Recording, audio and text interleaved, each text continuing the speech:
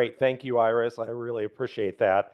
Only correction I would make is that I'm with Napa County. I live in Napa City, but I am working for the county and not the city. But we all work together. Napa's a pretty small place. So at any rate, I'm here today to talk about wildfires. And it's been in the news a little bit lately. Um, Who would have thought that in January we would be talking about the level of fires and destruction that we're seeing today? I sent a letter, an email out to the Board of Supervisors in Napa and the executive team, and actually all the fire chiefs in the county.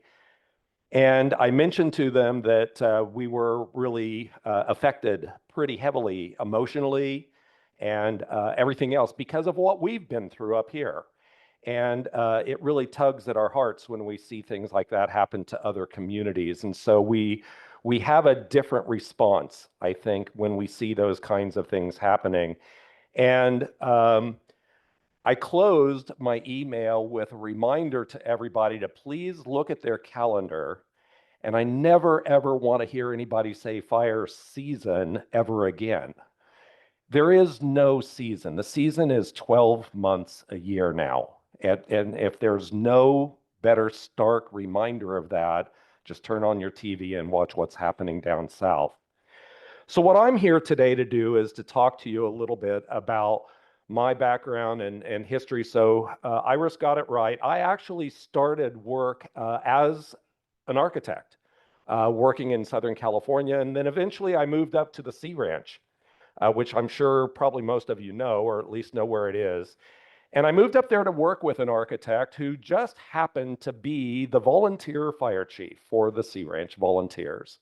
And I thought that looked pretty fun. So I joined the volunteer fire department and became a volunteer firefighter, which then, long story short, led to a 32-year career with CAL FIRE.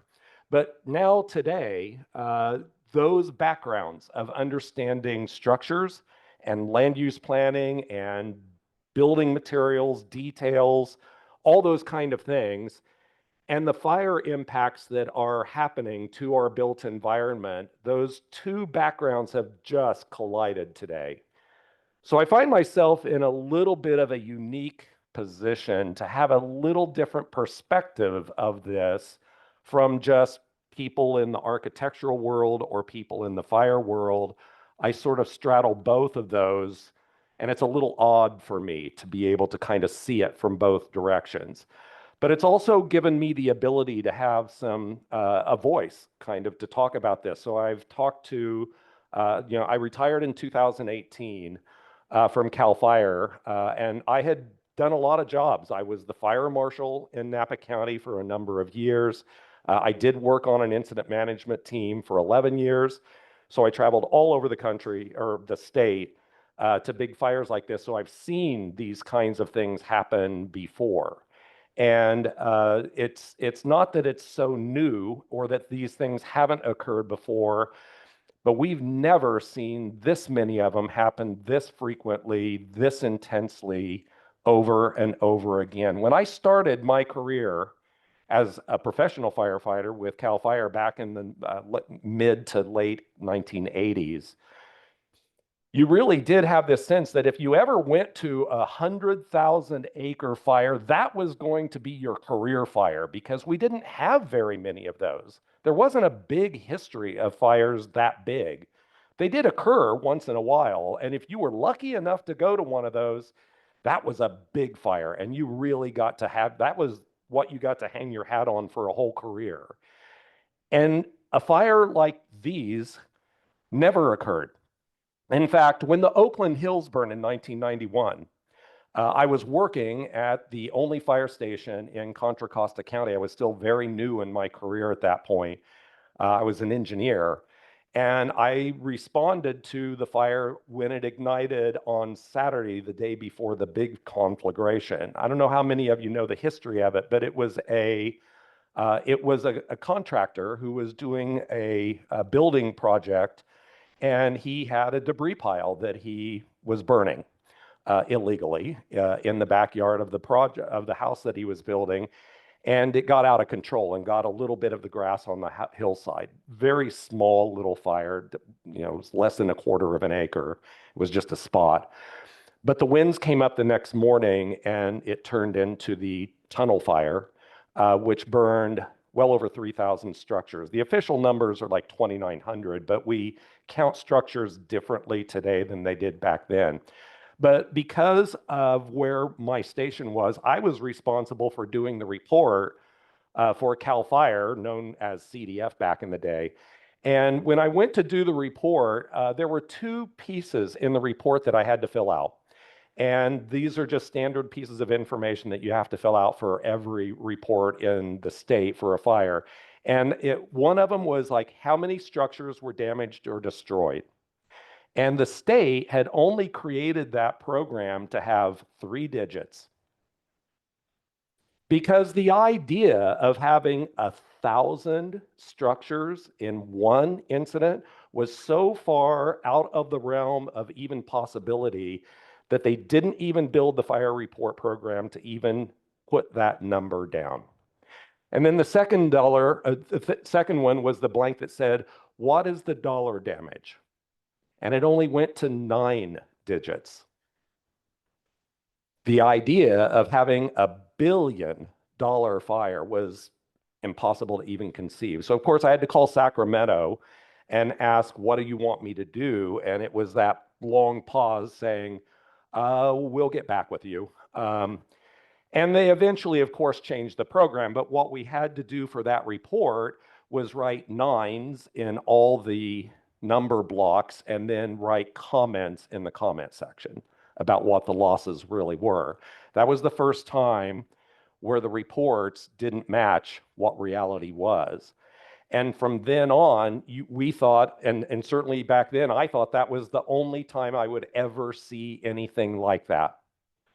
And then they kept happening again. The sieges in 2003 in Southern California, and again in 2007. And then, of course, ever since 2015 and 17, we've seen these multiple fires with tens of thousands of structures being destroyed.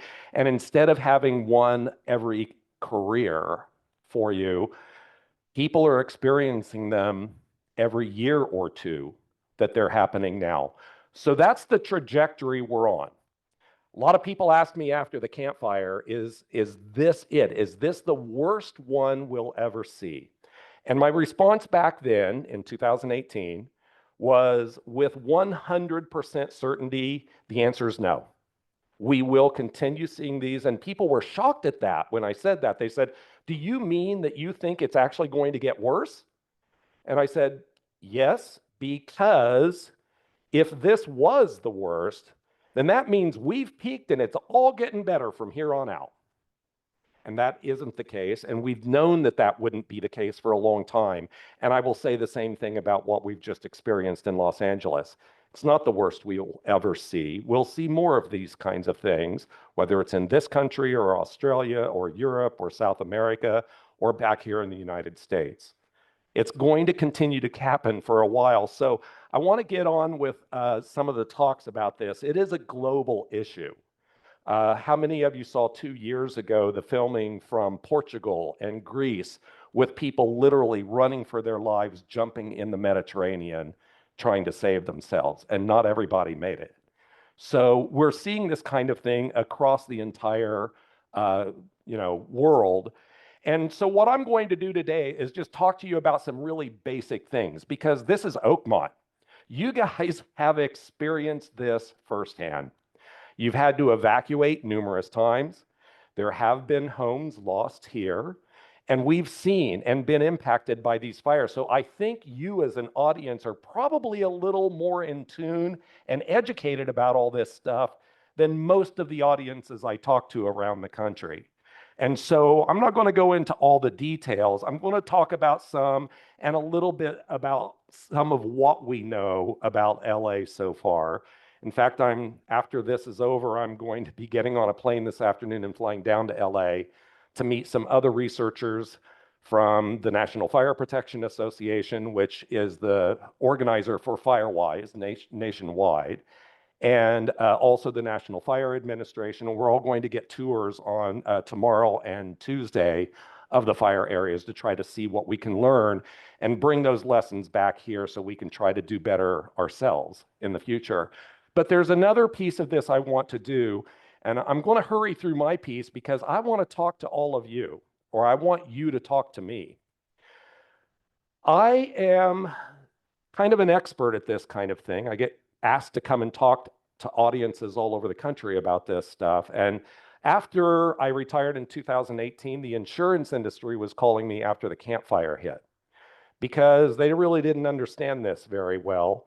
And they still don't entirely, but they're much better than where they were in 2018. And so I did a lot of consulting with insurance companies in London and all over this country and such. But what I want to do is kind of go through and talk about the stuff that I can tell you, but then I want to hear some things from you, because what I know and the things that I'm going to talk to you about are not being done universally. I mean, we see these fires, and yet I can guarantee you I'm going to go down there, and a lot of structures that were burned had all their vegetation right up against their houses, probably had bark mulch against their houses and all these kinds of things. And it begs the question, we know that those are the things that, that help ignite structures on fire. We know that. It's been proven over and over, both in laboratories and in the real world. And yet, we're not doing it yet. And I don't understand why that is. So as I give my presentation, I want you guys to start thinking about reasons that, I want to hear feedback from you as to what the barriers are that are preventing these actions from taking place. So I'll get to that in a minute, but I'll give you a little time to think about it while we're going through some fire stuff here. So let's go through the basic fire season. This is slide one of every firefighter who gets hired and goes to the academy. It is the basic fire triangle. And it's important to kind of understand this because this is everything about fire. Everything about fire stems from that triangle. You can't have fire without all three of these things being present: oxygen, fuel, and heat. If you take any one of those away, the fire goes out. So if you have an oil fire, for example, and you smother it with foam, then it takes the oxygen away and fire goes out. If you spray water on it, the heat goes away and the fire goes out. Or another thing, if we just remove the fuel that it's burning, there's nothing there to burn, so the fire goes out. So everything about fire science, fire research, fire protection engineers, all boils back to that.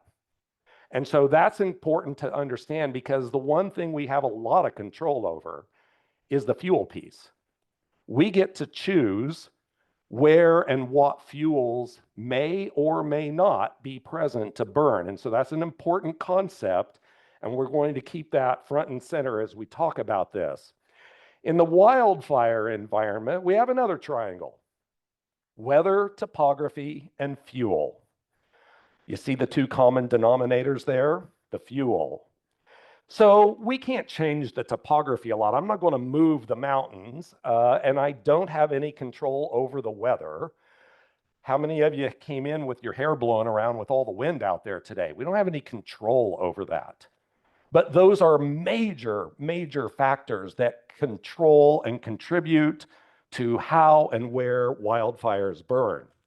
And so when we look at the topography that allows us to estimate and predict where fire might go, the one thing we do have control over is the fuel.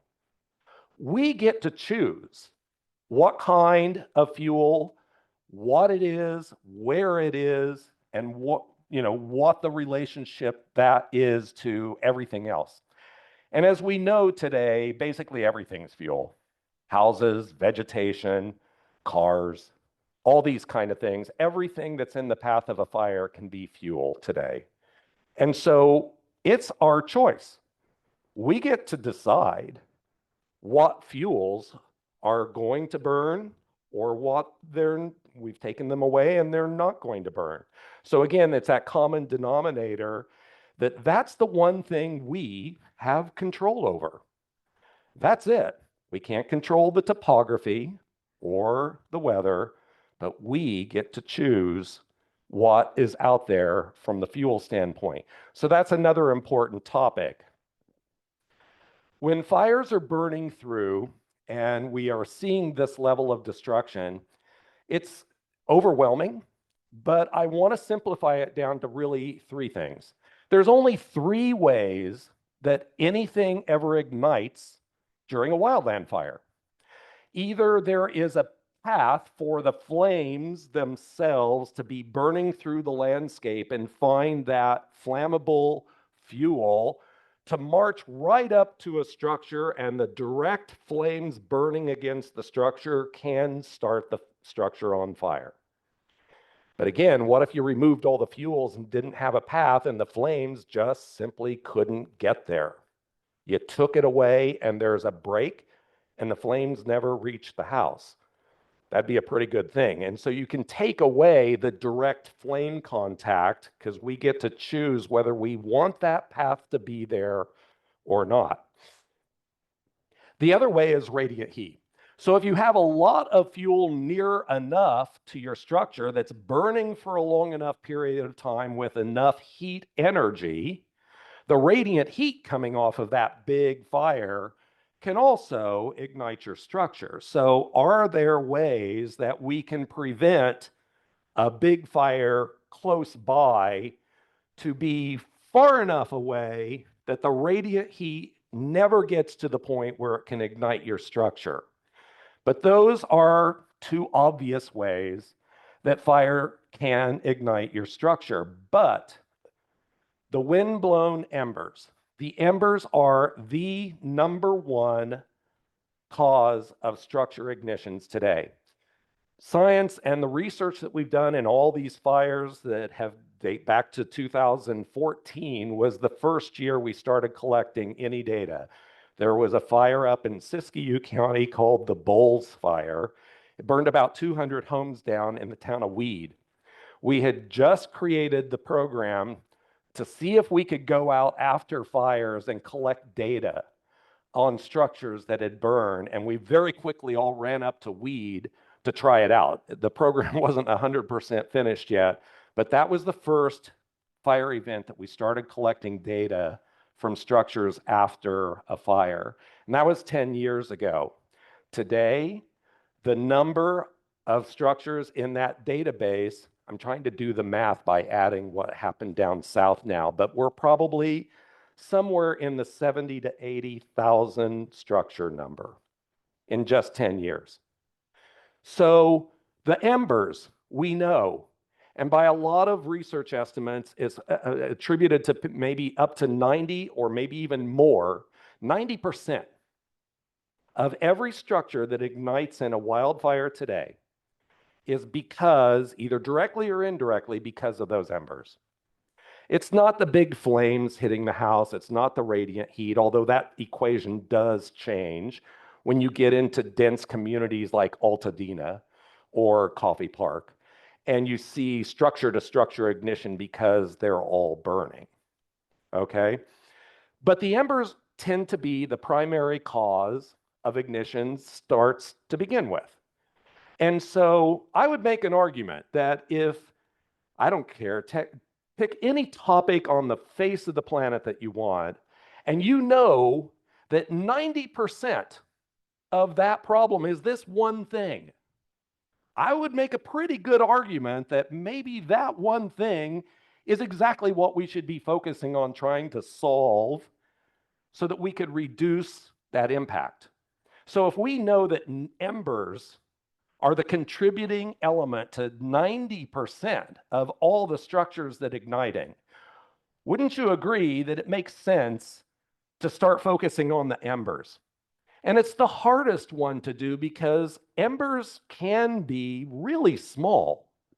But there's billions and billions, maybe trillions of them flying around in these wind-blown fires. You've all seen it. We've all seen it on TV over the last couple of weeks.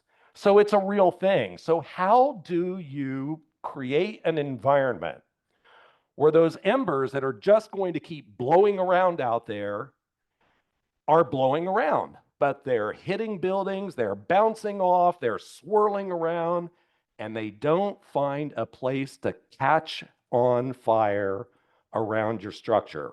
Wouldn't that be great? But we know how to do that. And we know that it does and can work. Now, we're not in a position to be able to tell you with 100% certainty. You've got some great assessors here that are trained through Firewise and everything, and that can help you do this assessment. But the reality is today, not even me, nobody can walk up to your house and walk around and look and say, okay, check, check, check, check. Just do these things and you'll be good. We're not there yet. We can't guarantee you that if you do all of these things, your house will be okay. Because I guarantee you, when I go down to LA, I'm going to find houses that did everything right and they still were destroyed. And we're going to have to figure out, why was that? Was there, I don't know, was a window left open, a door left open? I don't know. These things happen. And so we have to try to figure out why, someday there will be a time when we get to the point where we can give you that checklist and say, if you just do these things, you'll be okay. But we're not there yet today. But we do know an awful lot about what to tell you and reduce your risk significantly. I'm talking about these embers blowing in. So let's go to the future and work with me on a scenario. You get another glass fire or Tubbs fire or Atlas fire or Palisades fire. I don't know, pick the name of whatever fire you want. We've got lots of them to choose from now. So these winds start blowing the fires. The embers are coming into the community. The vegetation's burning, which we live in a fire-prone environment. And this landscape has evolved with fire being a primary component of its existence for millenniums, thousands, if not millions of years, long before human beings ever existed here. So we're the ones who chose to come in and live in the middle of it all. And for most of the 20th century, we paid no attention to that. We were building cities and towns and communities and neighborhoods in areas that are highly fire prone, but we didn't consider how to build resiliently when those fires came through, because you know what? It was a different climate back then. The climate and the fuels weren't as dry. There wasn't as much of it. And we had fire departments that were largely taking care of the problem. You could call 911, the fire department would come out and take care of it mostly. So we were good, right? And we continued to build without really paying any attention to wildfire as an impact. We were a lot more concerned about earthquakes, which don't happen nearly as much as fires.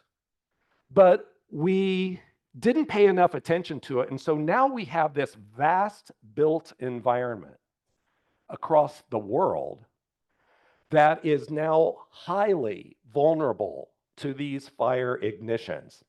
But let's go forward and get a fire ignition going in a wind-blown day, I don't know, kind of like today. And the fire's burning, and the embers are blowing, and they're bouncing off the structures. There's good defensible space around all of them. We've removed any pathway, whether it's vegetation or a wooden fence or anything that can allow fire to go up and touch your house. We've taken care of all of those things. And all of your neighbors have done the same thing. And as those embers are blowing in and bouncing off all of these structures, none of them ignite, because we've made the structures resistant to that 90% likelihood of embers igniting your house. And the fire moves through and it goes around these neighborhoods because it's not catching anything on fire. It's not too happy about that because nothing's burning there. I'm going to go someplace else and find something else that I can burn. And the fire will move around and it will continue off into the vegetation and burn like it has done for millions of years. But your neighborhood, your community, everything is still there. That's the future that we need to get to. And we know how to do those things today. So it's not like, well, when are we going to know what to do to make that happen? We already know. So keep that in mind. I'm going to keep going here because these are really the two things you have to know to analyze your structure. So when you have somebody coming out and doing an assessment of your house, these are the two things that we're looking at right there. So there's two ways to look at your structure. Either you have too much exposure where fire can have a pathway and reach your house. There's too much exposure for maybe direct flame or radiant heat or something like that. So think of these as the knobs on your stove that you're trying to get the perfect temperature to make the perfect dinner. And everybody's house is going to be a little bit different. So you have to figure out what is your exposure and how much work. Maybe you've already taken care of a lot of exposure and you don't have to do too much of that. So you can throttle that down a little. And maybe you really have to work on your structure itself. Or maybe you've done the structure, but you still have too much exposure. So you get what I'm saying. You get to turn the knobs depending on what your particular situation is at your house. And then you work with your neighbors and your community, and everybody starts deciding because those knobs are going to get adjusted a little bit differently for everybody because of what your existing conditions are. And that's okay because this gives you, with the exposure, it's the 3 R's there: remove, reduce, or relocate the fuel so that you have reduced the risk and the exposure of fire ever hitting, even those little embers. So that's what we're trying to get to. In the hardening the structure, you all have older homes that were built before the California building codes built in what is called the WUI codes, chapter 7A in the building codes. And those WUI codes require a higher level of fire resistive construction, better windows, better siding, better roofing, all kinds of things like this. But that didn't come into effect. The WUI codes were introduced and made regulatory in the building code in 2008. So everything in the wildland urban interface in California had to be built to that code standard every time after 2008. One of the things that we are beginning to see in that vast data collection of structures damaged and destroyed by fires is the fact that structures that were built after 2008, and the first time we really noticed this was in the Camp Fire because we had a big database, almost 20,000 structures destroyed just in that one fire alone. But we chunked it out. And we took all the structures that were built before 2008 and all the structures that were built after 2008. And this is what we found. If your structure was built before 2008, it had less than an 11% chance of survival. Fewer than 11% of all the structures in Paradise were burned if it was built before 2008. But all the structures that were built after 2008, 52% survived. So a pretty significant jump. Now, it's not all just because of the codes. There's other factors involved, so don't just think that, well, I'm going to go buy a new house or scrape mine and build a new one. That's not financially feasible for most of us. And so that's not the answer either. But the answer is, how do we harden the structure by trying to replicate some of those newer code requirements to perform in the same way so that embers are bouncing off your house. The embers just can't find any place to take hold and find an ignition source. That's what you want to do. And one of the things I tell you, people, you could do it this afternoon. After we get done here or something, go back home and it's windy today, right? Perfect day to just simply grab a cup of coffee, I don't know, a bottle of wine, something, just walk around your house and just observe. Don't do anything except just walk around and look at what's happening in this wind. And you all know what you're going to see, right? You've got leaves and debris and things, and you know exactly where it's going to happen in the corners of your patios and on your decks and in your front porch. All of these kind of things. You probably are sitting here thinking right now, oh yeah, I've seen that before, and I know exactly where all that is going to happen. So where you see those, and you know that all that swirling dust and debris and leaves and pine needles and whatever are rolling around there, picture all that stuff and imagine those being billions of embers. And they're all swirling around, and they're going to swirl around in exactly the same spot that you see today. So start with those areas first. Take a real hard look at those areas and find out if there were billions of embers swirling around in this area, would there be something for those embers to ignite?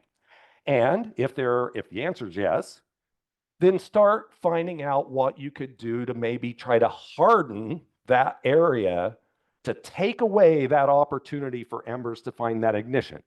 Now, maybe you don't have the background and expertise to do it. That's what more trained assessors can help you with.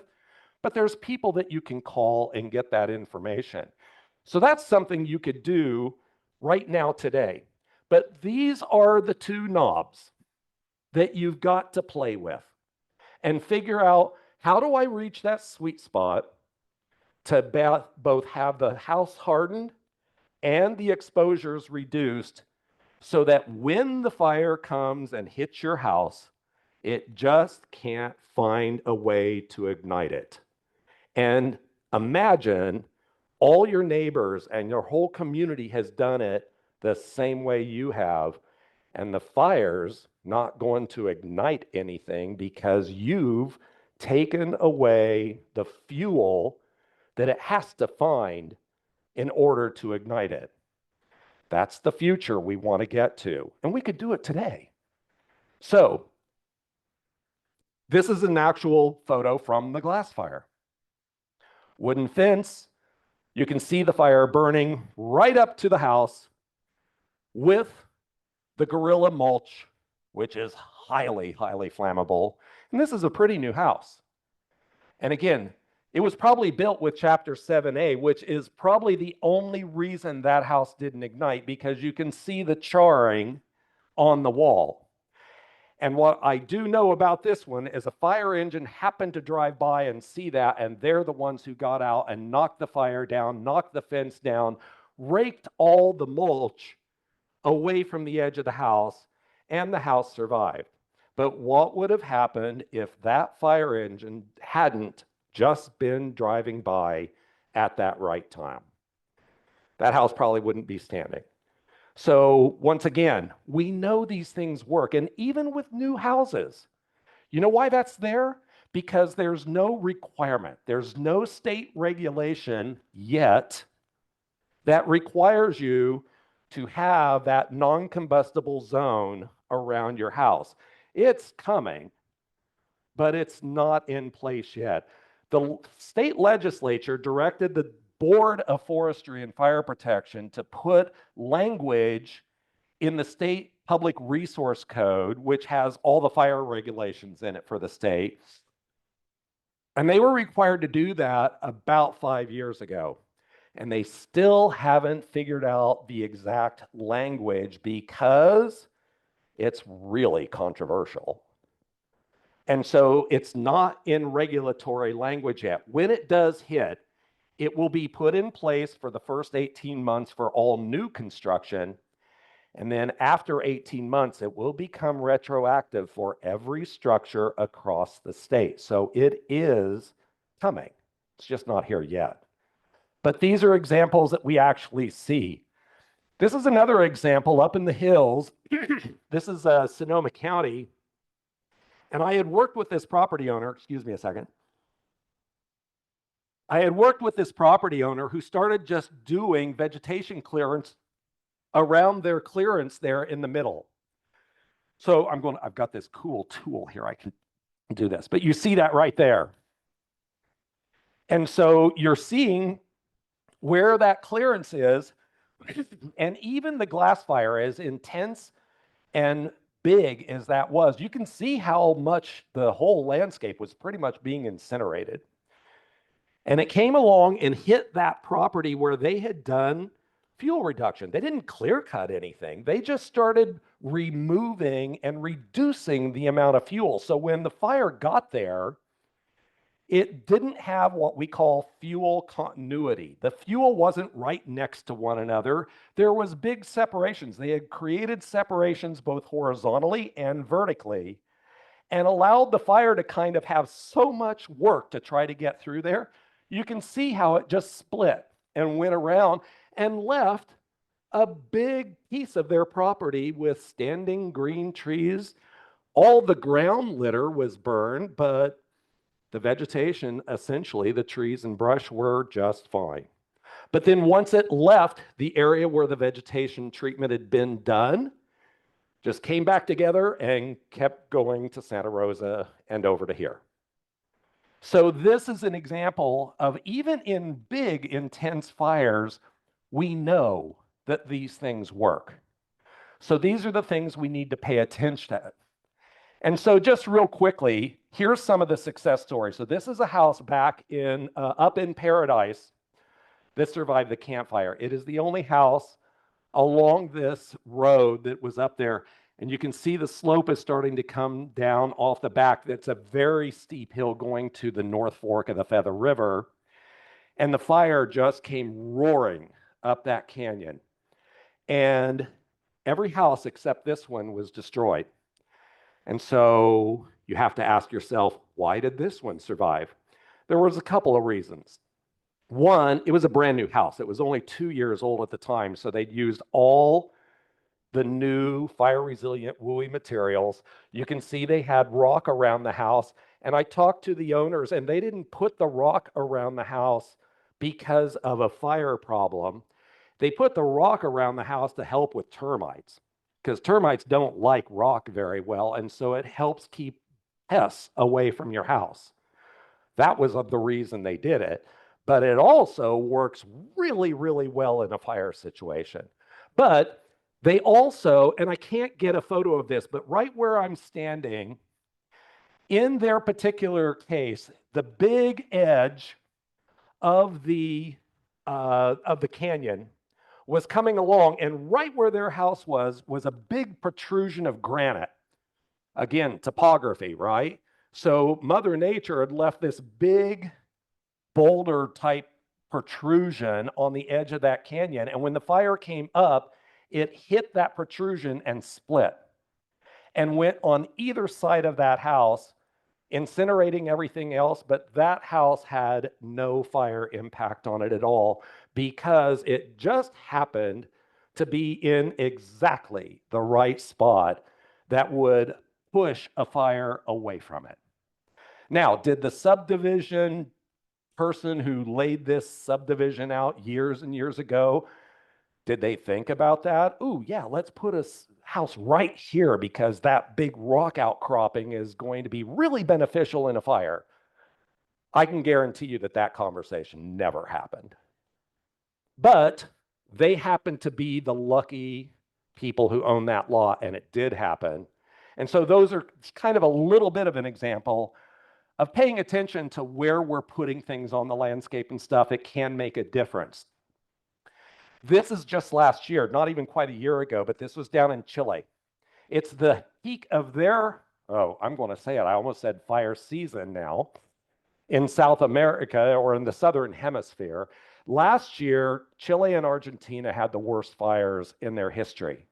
over 160 people killed in Chile, and all this destruction except for this.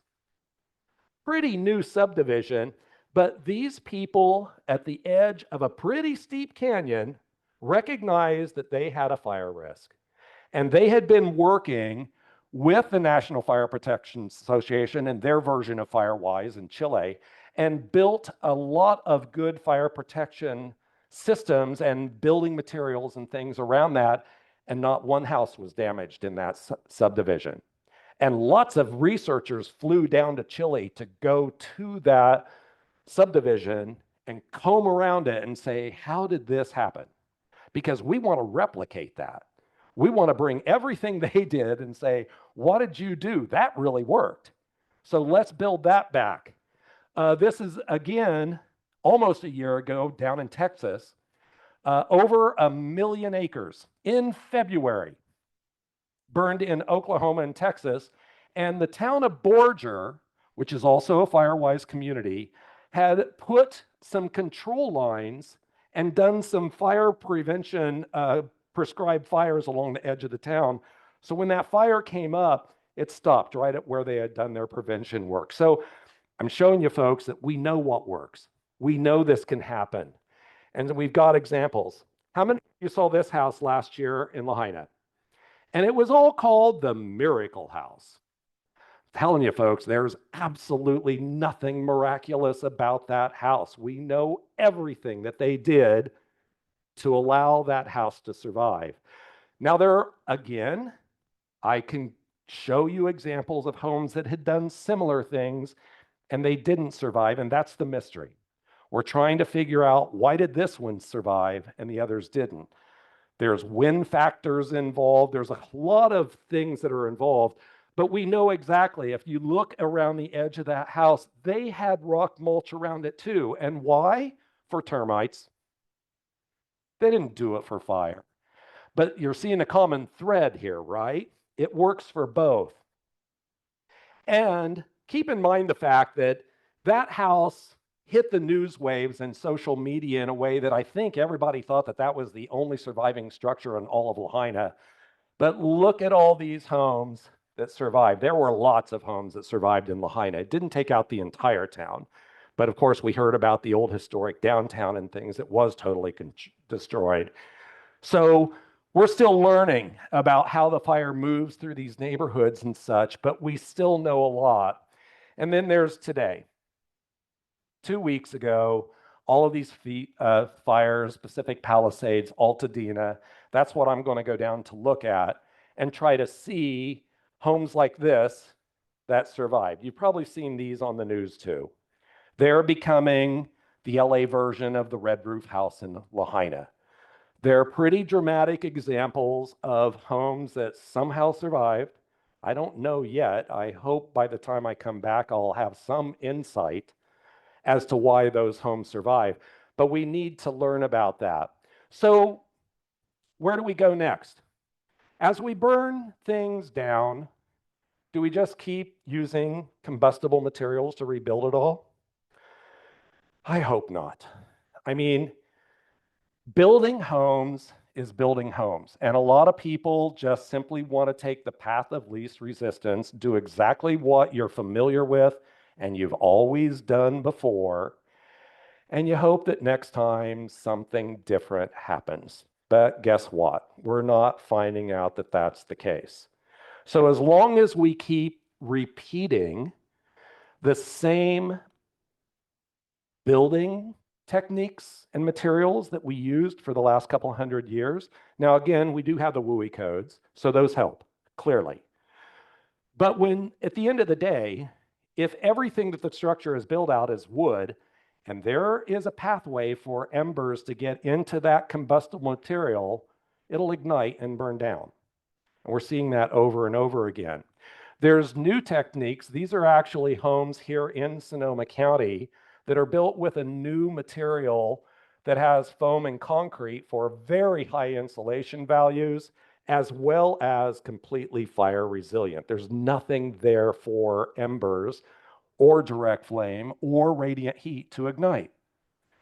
So we know how to build differently today that is also energy efficient and things like that, that will be more successful the next time. So we want to pay attention to new ideas that are out there, or we can just all build our retracto dome, have the thing covered up, and go ahead and it'll, take care of your, garbage cans from the bears.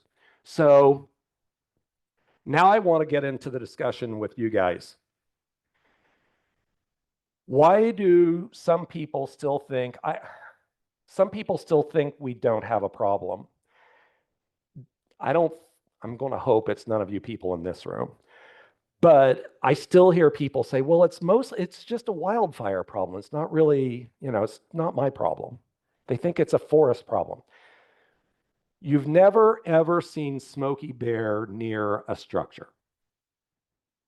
Smokey, as we all love Smokey, tells us we can all prevent forest fires, but how do we prevent structure fires? The fire department's there. Yeah, the fire department's there, but there's not enough of them. When we get these big fires, you're never, ever going to have enough fire engines or firefighters. The insurance issue, well, I'm sure some of you have been impacted by that. We're not getting a lot of rain. That's what the climate change is doing. It's affecting our rain. It's affecting temperatures. It's affecting fuel moisture. And all of those things are contributing. But what else? Is it a cost thing? Is it a aesthetic issue? Is it just ugly? You can't wrap your brain around the fact that, but I don't like it.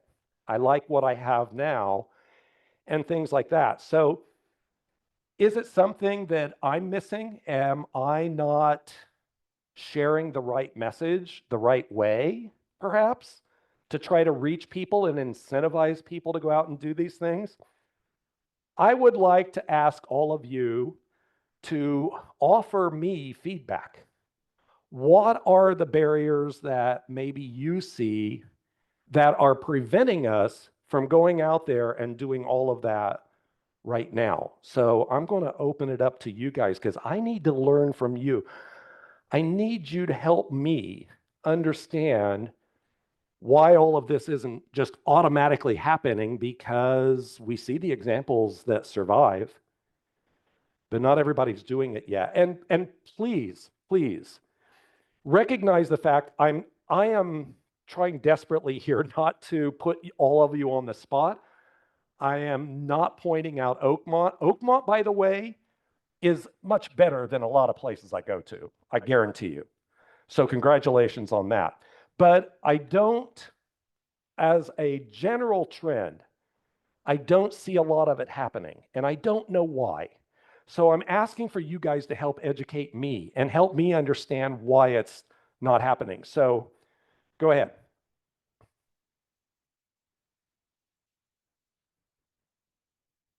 One of the problems I feel is the fencing that many of our homes are, I don't know, I guess they were here. I moved here 7 years ago, and it seems like almost every structure has a fence, a wooden fence around it. And some of those fences are close to structure. Mm-hmm. And who's responsible for those fences? Property owners, Oakmont itself? I don't know the details of I'm guessing that it's the homeowners because you probably own the fence. Or does the community own the fences?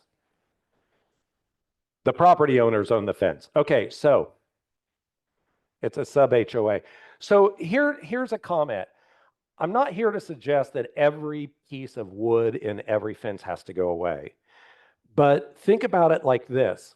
If we're talking about that 5-foot zone of non-combustible, what if you could replace just the section of the fence that comes adjacent to the house with a different material that is something that is non-combustible? Now, I'm telling you that because of the impacts that we're having, there is a lot of companies rushing into this space to create new products and new ideas and things. And quite frankly, there's a lot of snake oil out there too. But the fact is, it's a big problem. There's a lot of money about it. but there's new materials that they're not maybe as quite cheap as wood, but they're getting closer and closer to the same cost. And they're either metal or non-combustible fiber material or something that really looks very similar to, I mean, from a distance, you wouldn't be able to tell. And things like this. So imagine the wood fence is burning, burning, burning. It gets to that non-combustible piece and it stops because now there's a non-combustible link where you've taken the pathway out of the equation and the fire can't get to your house. That's the idea. So you don't necessarily have to replace every fence everywhere, just especially the ones that are hitting your house. Yes, ma'am. I'm from Paradise. Our house was one of the only ones in our whole area that did not burn. When we bought it, it had planters, openings in the concrete around the house that had vegetation in it. The first thing we did after we learned people had been evacuated in the past was we removed every single bush in every one of those planters up against the house, which was stucco. We removed all the vegetation that was around the house, and the entire house, when we bought it, had huge sections of concrete for the entry, the driveway. There was rock all the way around the back of the house and the sides of the house. We were on an acre. The property that we owned right beside our house was a vacant field. What I'm seeing as my husband and I walk around Oakmont is shocking. We lost all of our friends. We lost all of our neighbors. And a lot of people died, including some of our neighbors. I urge every single one of you to look at your homes and your garages and remove every single shrub, tree, weed, dead vegetation around your house, at least 5 feet away. Our house survived because we did that. It's a lot of work. It takes effort, some money, but it can be done. And Paradise, after the fire, the city council mandated that every single home that got rebuilt had to be a fire-resistant material, like hardy board, which has concrete in it for siding, or it had to be brick, or it had to be concrete. I just want to urge all of you to do this. It matters a lot. It could be your life. Thank you. Thank you for that. Yeah, great. I think we get comfortable because we see fire hydrants all around when you live in a city. Mhm. And I think when you turn all of them on at one time, you don't get water out of all of them. How do fire hydrants work or not work? There's a pretty simple answer to that. When Oakmont was first designed, the codes that dictate how you design and build hydrant systems in structure, in subdivisions in urban areas or suburban areas, is designed for the idea that maybe 2, 3, maybe up to 4 houses might be on fire or something like that for a period of time of maybe up to 4 or 5 hours. And so if you're an engineer and you're calculating how much water flow do you need to come out of this hydrant for a short period of time in one area, not everywhere at once, what is the amount of water you need? What is the pressure you need behind it? How big do the pipes in the ground need to be to carry that water? And that's how you design hydrant systems. That's how it's done worldwide. And so when you have extraordinary events like this, hydrant systems don't exist.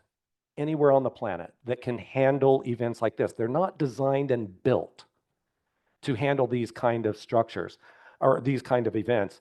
And I'm going to tell you, all the fires I've gone to, the hydrant systems failing is one of the very first things that always happens. It happened in Oakland. It happened in Paradise. It happened in Santa Rosa during the Tubbs fire. It happened in Napa. It happens everywhere. That is one of the common denominators as a firefighter. You know the hydrant systems are going to fail very quickly, and they always do. So I'm a little confused as to why this whole narrative even cropped up down there, because that's just normal, folks. That's what happens in every one of these events.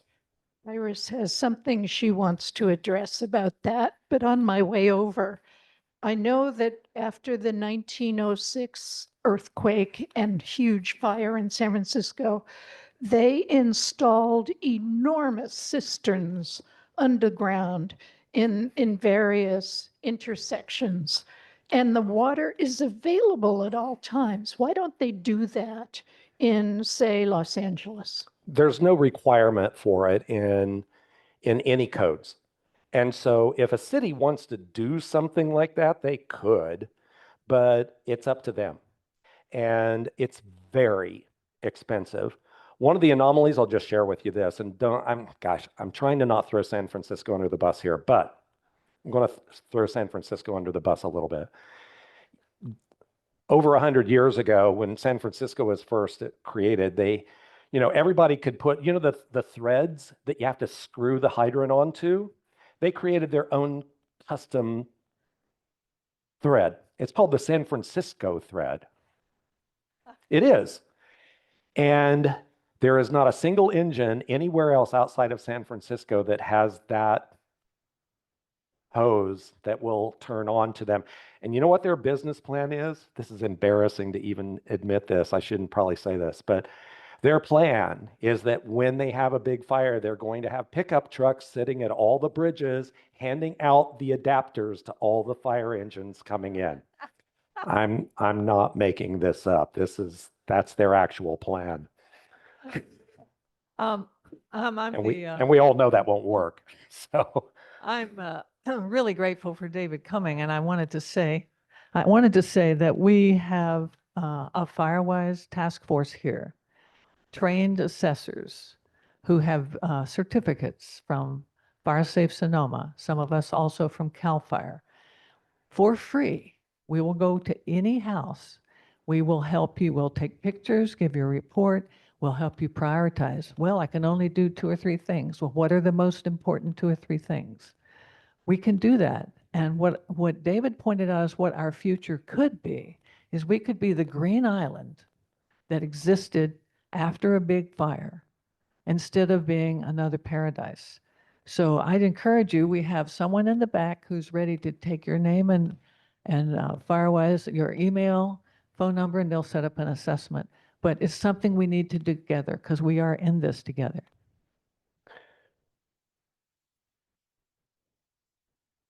Going to your question that you asked earlier about why people haven't been doing what's so obvious, I've heard a couple of different responses. Our neighborhood is in the WUI. We back up against Annandale directly on our street.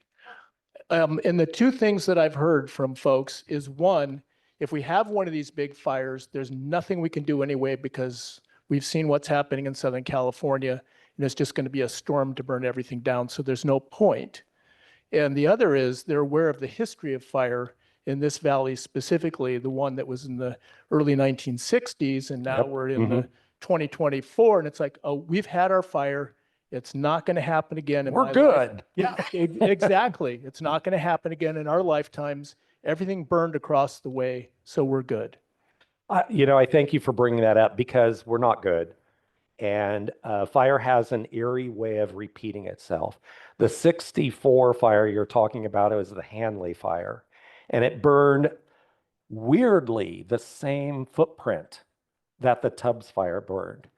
Fires tend to follow similar pathways, decades and decades after they burned previously. And here's the difference though, folks. In 1964, there were very few people living out in Mark West Springs, and it only destroyed a few dozen, less than 100 structures. And the fact is, it took it almost 3 days for the fire to move from Mount St. Helena to here. In the Tubbs fire, it took about 4 hours to do the same thing. Again, the way climate's changing and pushing these fires is dramatic. And the fact that you mentioned, I'm really glad you said that. I've heard that from a lot of people. You look at what the news cameras are showing you from Los Angeles, and it's really easy to just throw up your arms and say, there's nothing I can do about that. To which I would answer, I could not disagree more. Everything that the assessors can help you with, the changes in landscaping materials, those 2 knobs to do the exposure and home hardening, those are the things that you can do. And they do make a difference. They will make a difference. And again, I can't tell you with 100% certainty, just do these things and you'll be okay yet. But please, please, please don't get overwhelmed by this. Let yourselves acknowledge that you can do these things, and it might take some time, but you just have to start someplace and start chiseling away at it.